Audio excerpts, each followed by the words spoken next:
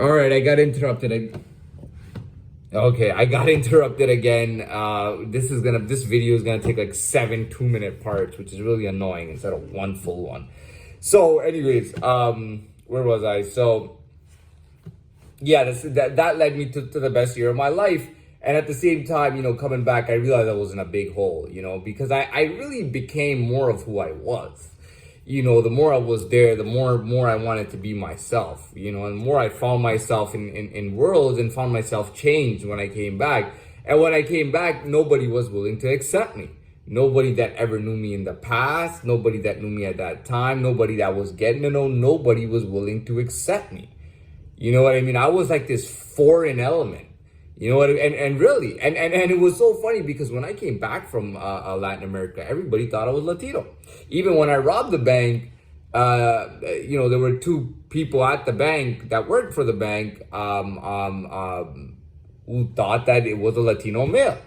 They said, well, we thought he was a Latino male because of his accent. He was like this and he was like that. You know what I mean? Whatever they saw through and that doesn't matter, but they thought I was Latino. Everybody thought that I was Latino. Even when I went there, the funny thing is when I went there, everybody thought, no, I'm not talking about I drove or I visited Texas or Florida and everyone was like, hey dude, you look like a Latino. You know what I mean? Or, hola amigo, you look Latino. No, it wasn't like that, dude. I spent a month and a half to 2 months just on one trip in South America, not in Cuba, not on some resort either, in the actual cities, from ranging all the way to the south of the country, all the way to the north of the country, and never did anybody say to me, oh, you look like it was never anything like that. And when I spoke, because my accent was so messed up, because I spoke so many different languages, because I was learning different languages, they could tell that my accent was kind of messed up. So they couldn't even tell where my accent was from. They even talked to me like, but where are you from? You know what I mean? Or they would think that I was,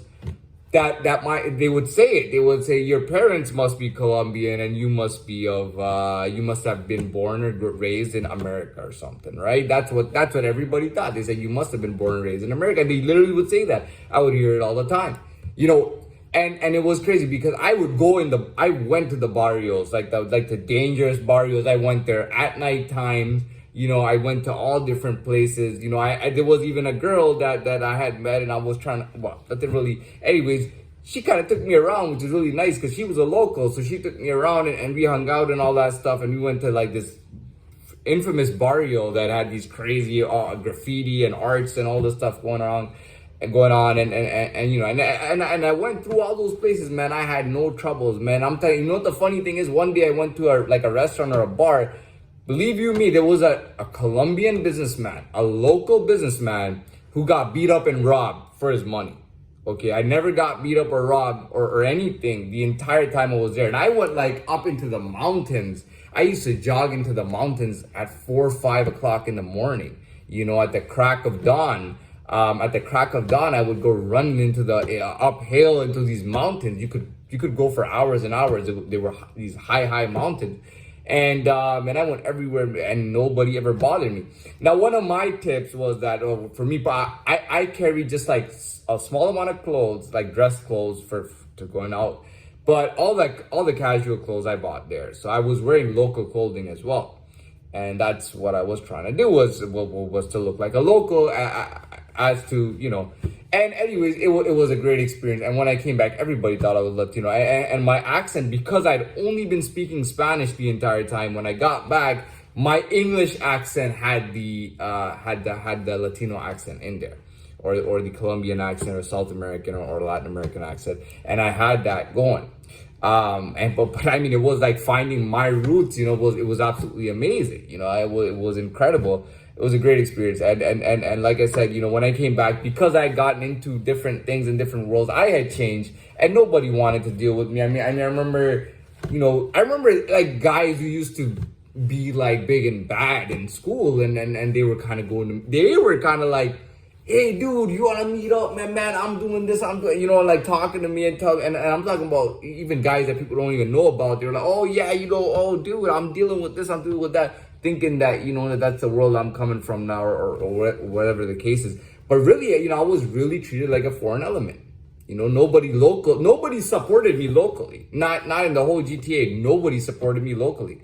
There was no one willing to support me, not from any country. Nobody wanted to support me. Absolutely nobody. And the worst thing was, they knew that I was a foreign element, and they kept trying to call me the lamest, cheapest shit that there is, man. They tried to label me and put me in the lamest, cheapest fucking groups that were in the fucking city, man. You know what I mean? For their own satisfaction. It was absolutely ridiculous. You know, and when I think back to it now, thinking that they weren't supposed to do that. They were supposed to play me like the system is supposed to be played. And they totally fucked me over. In every way, in every day, and every motherfucker fucked me over, man. They all fucked me over. You know, rather than just say that, okay, dude, like, we know and it's obvious. You know what I mean? It was never acknowledging. And I would tell them they never wanted to acknowledge anything, man. It was insane, man. It was crazy. Some people who are anyways, and I don't want to get into that, you know, because some people, when they're not that mature, they start saying really stupid things and thinking stupid things, and it's just, you know, you feel like you're at a different level when, you know, you don't even want to talk to people like that. So anyway, that was my self-development. And, you know, robbing that bank, and it was all about, you know, okay, well, this time I was thinking I would learn something, but I didn't really learn anything. You know, all I learned was pain. You know, it was nothing. It was over 7 years it's been, and it's been nothing but pain, nothing but having my life destroyed. You know, you can't keep a life out there that long. You know, fortunately for me, although my life was destroyed, I kind of started a new life. You know, my old life got destroyed. And it's just a new life started picking up where the old life was. And that's all it was. You know, it's crazy. I've reached out to people, you know, and it's crazy. And I've actually, you know, it's crazy how I've connected with people in this situation when I couldn't connect with them when I was out there. And in this situation of my life, I was able to connect with people. And I couldn't believe that I was able to connect with some people. And they were actually, you know, so I mean, to take it to that level, I'd say it's pretty good. Now, what else can I say? There's nothing else. You know, self-development is an idea, you know, to develop yourself and to better yourself. And that's all it really is. And having no tutor, no instructor, no one apprentice under. And I actually looked for even carpentry apprentices, and I could never get one. That's before, you know, and that was when I was very young. I couldn't get nothing going. Like, nobody was giving me not $1 worth of anything, man. You know what I mean? Nobody wanted to, you know what I mean? And self-development was the only thing I could do. Having no clue about anything in life and reading self-development books and beginning my life. I mean, that's all it really was. And here I am in my, you know, a lot of pain. They say no pain, no gain. Do I believe it? Yeah, quite possibly, because I've been through a lot of pain. And after all that pain, really, I've gained so much, you know? So, you know, I think, but would I have done the same thing if I was to go, you know, if I were to do it? No, absolutely not. You know, that pain was quite unnecessary. You know, I went through a lot of it, you know.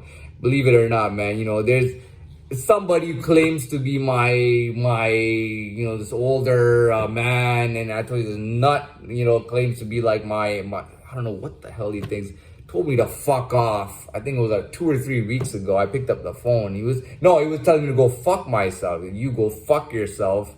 And he repeated that about 10 times. He yelled it 10 times. Go fuck yourself. Go fuck yourself. Go fuck yourself. Go fuck. He just kept repeating it and yelling it. So I go, you go fuck yourself, you fucking idiot. And I told the lady too, and I told her what I told her, man. Like, you're a bitch, man. I see the text you're sending me. You're a crazy fucking bitch. Like, you're fucking loony, man. All those motherfuckers are loonies, man. They're all fucking idiots, man. I'm so glad to get the fuck rid of these fucking idiots, man. But anyways, yeah, that was the whole point. You know, I wanted to do a video with self-development as a core idea. And yeah, you know, I mean, believe me, man, people talk about, oh, in jail you can get big, you can work out, you can read and all that. But dude, you're doing that because you have no other option. Okay, it's like when you're a little kid and you're forced to go to school every day. You don't want to go to school, you know what I mean? But you're forced to go there every day. You don't think you're gonna pick up something in class when you're taking notes or when you're studying for tests or when you're learning stuff?